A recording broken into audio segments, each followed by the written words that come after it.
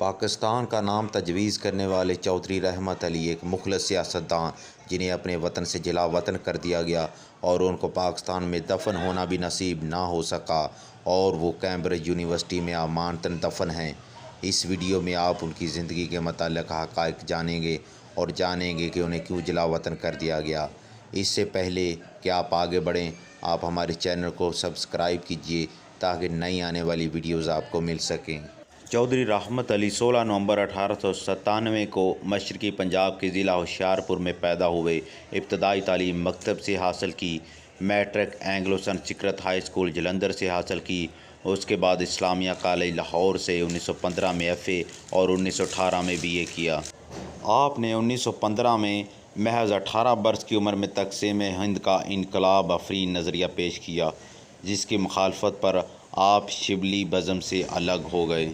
1933 میں آپ نے لندن میں پاکستان نیشنل موومنٹ کی بنیاد رکھی اور اسی سال اپنا مشہور زمانہ شہرا آفاق کتابچہ نو اور نیور جاری کیا، جو تحریک پاکستان کے قلعے کی آہنی دیوار ثابت ہوا اور برصغیر کے مسلمانان و دیگر اقوام لفظ پاکستان سے آشنا ہوئے۔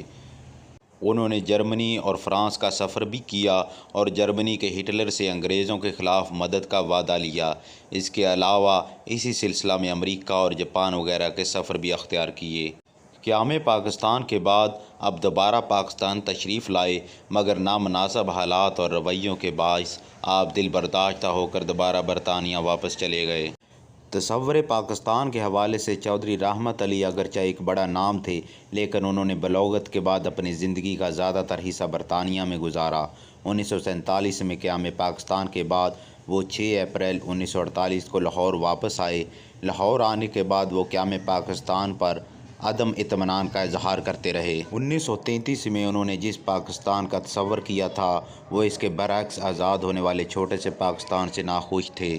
وہ چھوٹا سا پاکستان قبول کرنے پر قائد اعظم کی مذمت کرتے تھے۔ اسی مذمت میں وہ اس حد تک چلے گئے کہ قائد اعظم کو غدار اعظم کہنے لگے، یعنی کوئی زلنگ اعظم۔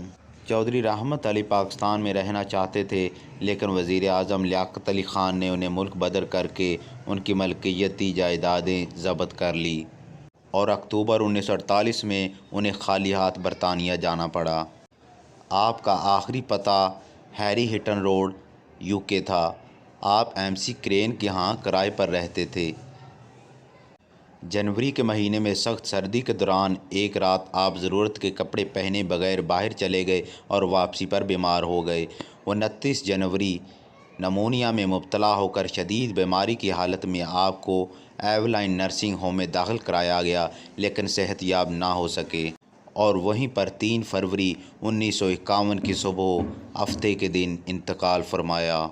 ان کی وفات کے 17 روز بعد تک کولڈ اسٹوریج میں انہیں رکھا گیا اور ان کے وارثوں کا انتظار کیا جاتا رہا، لیکن بالآخر 20 فروری 1951 کو 2 مصری طلباء کے ہاتھوں اس غریب الوطن کے جسد خاکی کو انگلستان کے شہر کیمبرج کے قبرستان میں لاوارث کے طور پر دفن کر دیا گیا۔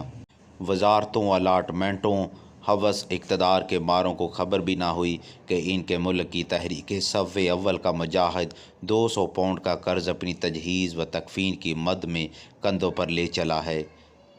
آج 7 دہائیوں کے بعد بھی دیار غیر میں چند گمنام مقبروں کے درمیان امانتاً دفن ہیں۔